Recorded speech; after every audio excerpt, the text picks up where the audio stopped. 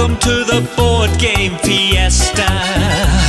We'll tell you about the latest game that we have found. You'll love it! You want to know what happens when somebody whose only background in gaming is Parcheesi and dominoes, and then they play one of my games? Let's find out.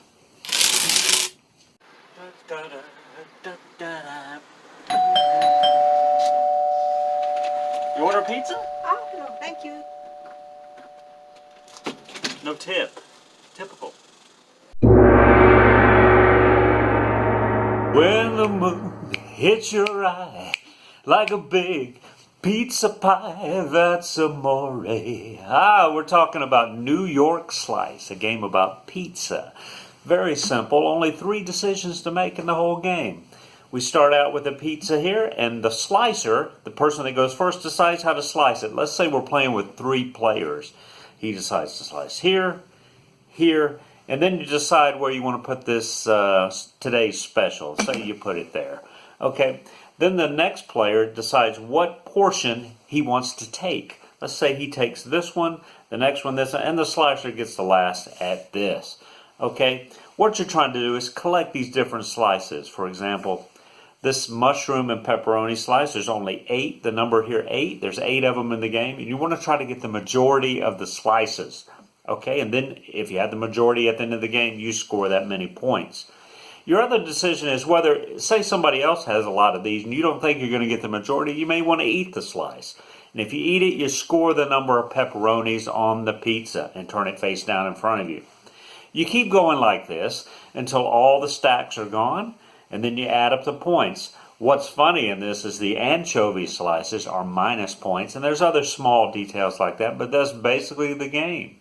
Let's have a round of it, shall we?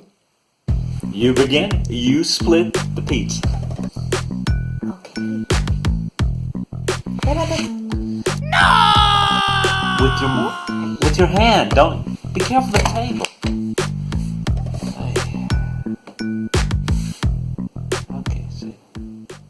Well, this game brings back a lot of memories. I want to tell you what, my first job back in, summer of '82, I was delivering pizza. I had a 78 Ford Torino, right, that was a gas guzzler. I had to pay for my own gas, but only made $2 an hour. So I should talk about math in the game. I should have been doing math in that game. I was losing money.